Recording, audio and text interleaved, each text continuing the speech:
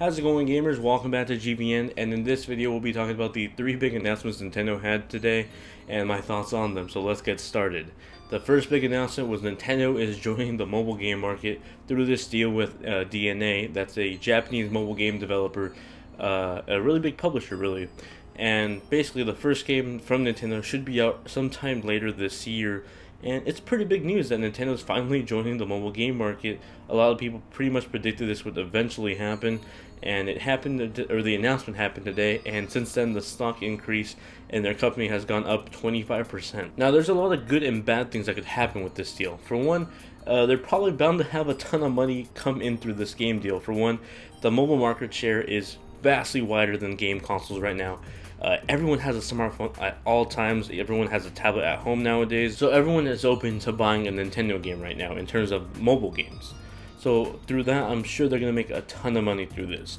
Now, the thing I'm worried about is how this is going to affect their home console and handheld market, thus the Wii U and the Nintendo 3DS XL. And this is where Nintendo tries to sort of balance out that problem. For one, all the games on mobile platforms or on phones and tablets won't be games ported over from console or handheld. These will be completely new titles using the Nintendo IP characters such as Mario, Link, Donkey Kong, and many others. And in terms of things I would expect to see from Nintendo in terms of these mobile games are like free-to-play games that kind of use the IP in terms of like maybe like a WarioWare game or like a trading card game. But I don't expect to see full-fledged Nintendo titles as many are worrying to see on Android or iOS. I don't expect to see like a new Super Mario Brothers game or a Mario Galaxy game or a full-fledged Pokemon game on this thing.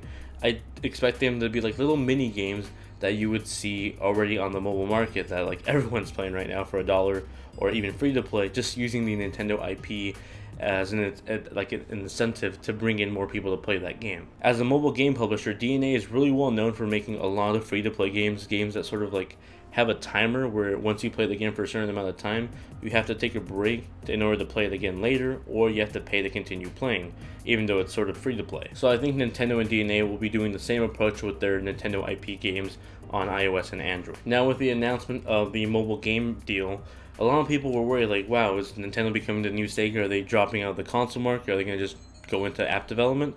And this is where the second announcement comes in handy, and that's the announcement of the next hardware platform from Nintendo, codenamed NX. And they're not basically confirming if this is a home console hardware or like a handheld hardware console. It's just the next platform they're releasing.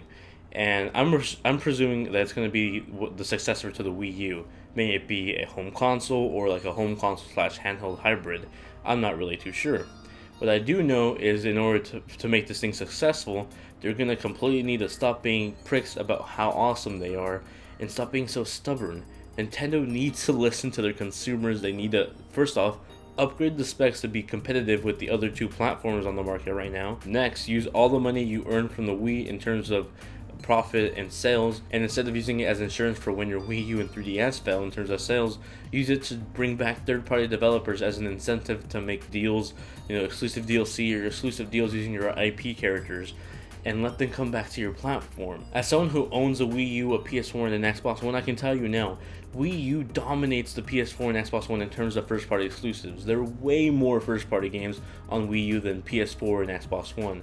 But here's the difference. Xbox One and PS4, while they have very little exclusives right now, they have a ton of third-party support to balance out or like space out that big gap between a new exclusive and an old exclusive.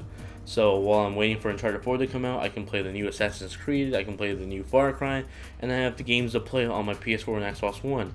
But while I'm playing Super Smash Bros. Now, I have to wait for months and months and months for the next Legend of Zelda to come out, and there's no third-party games in between for me to play. This is where Nintendo just really needs to suck it up, improve your tech specs. Don't worry, the games are still going to be just as fun.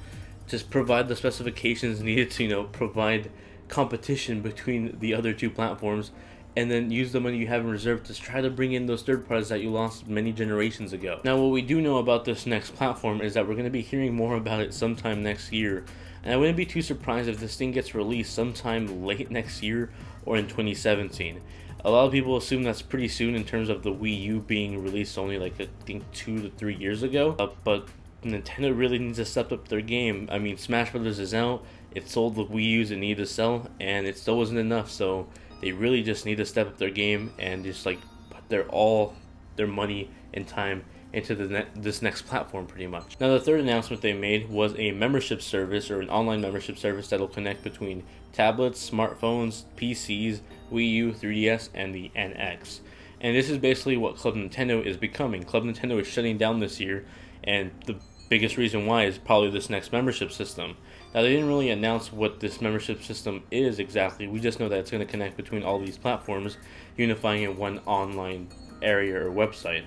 And most likely it's going to be like the PS Center, the Xbox Live of Nintendo, the new advanced Nintendo network. Hopefully it brings up all the features I wanted on the Wii U. For example, cross-buy between multiple platforms, some awesome online matchmaking where I could actually talk to the people through voice chat, not just in the lobby of the game, but during the game. So hopefully this means a much better unified connective multiplayer like matchmaking area, plus just a actual network for Nintendo platforms. Nintendo Network was a great step in the right direction, but it's not the product I would want in terms of like an online system for Nintendo platforms. But those are just my opinions on Nintendo's announcements today. They released a ton of information today, a lot to take in. But I'd like to hear what you guys have to say in the comment section below. I'd love to discuss what you guys have to say. If you guys think this is a great idea, a bad idea, or what you guys are worried for or excited for, let me know in the comment section below, and I'd love to discuss with you guys. As always, thank you all for being some amazing viewers. If you guys liked the video, give it a like. It really helps me out. I really appreciate it. If you guys want to be notified whenever I release a new video on this channel, click that subscribe button on your screen right now, and it'll tell you right when I release a new video. And if you guys want to see the last video I did, it was on the canceled game called Kingdom Hearts Fragmented Keys for iOS and Android, so be sure to check that out if you're into Kingdom Hearts. Thank you all very much for watching my videos, and I hope to see you guys in the next one. Later!